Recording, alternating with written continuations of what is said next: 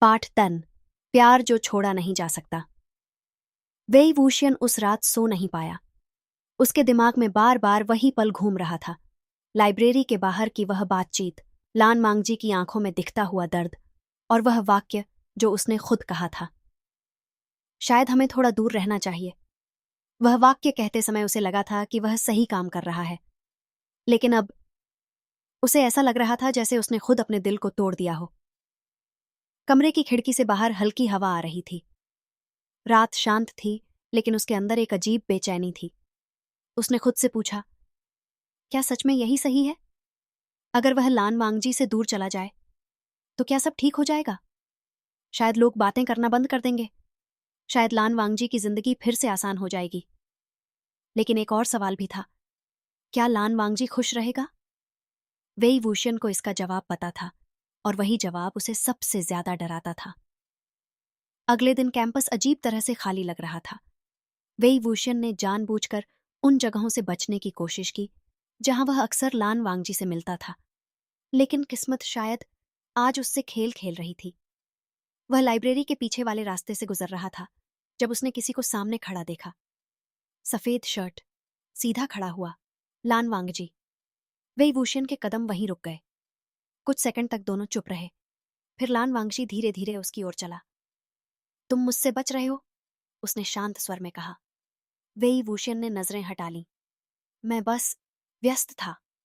झूठ! वेई वूशियन हल्का सा हंसा। तुम्हें यह शब्द बहुत पसंद है। लेकिन लान वांगजी की आंखों में इस बार मजाक नहीं था। वह सीधे उसके सामने आकर रुक गया। तुमने कहा कि हमें दूर रहना चाहिए, उसने कहा। वेई वूशियन ने सिर हिलाया। हाँ। क्यों? वेई वूशियन ने गहरी सांस ली। क्योंकि शायद यही सही है। लान मांगजी ने तुरंत पूछा। किसके लिए? यह सवाल सीधा था। वेई वूशियन ने धीरे से कहा, तुम्हारे लिए। कुछ सेकंड की चुप्पी रही। फिर लान वांगजी ने एक कदम और आगे बढ़ाया। तुम मेरे लिए फैसला क्यों लेते हो? वेई वूशियन चुप रहा, क्योंकि उसके पास इस सवाल का आसान जवाब नहीं था। लान वांगजी ने फिर कहा, क्या मैंने कभी कहा कि मुझे तुम्हारे साथ होने पर शर्म आती है? नहीं, वेई वूशियन ने धीरे से कहा। क्या मैंने कभी कहा कि मुझे लोगों की बातों से फर्क पड़ता है? नहीं। तो फिर? वेई वूशियन की आंखें हल्की भर आईं। क्योंकि मैं तुम्हें खोना नहीं चाहता। लान वांगजी का चेहरा थोड़ा नरम हो गया। तुम मुझे खो नहीं रहे, उसने धीरे से कहा। तुम मुझे दूर धकेल रहे हो। कुछ सेकंड तक दोनों चुप खड़े रहे। फिर लान वांगजी ने वह किया जिसकी वेई वूशियन ने उम्मीद नहीं की थी। उसने धीरे से उसका हाथ पकड़ लिया। इस बार वेई वूशियन ने हाथ नहीं छुड़ाया। वेई यिंग, लान वांगजी ने कहा। तुमने मुझसे पूछा था, अगर मुझे कोई पसंद हो जाए तो मैं क्या करूंगा? वेई वूशियन को वह बातचीत याद आ गई। हाँ, लान वांगजी ने उसकी आंखों में देखते हुए कहा। मैंने कहा था कि मैं उसे नहीं छोड़ूंगा। वेई वूशियन की सांस रुक गई।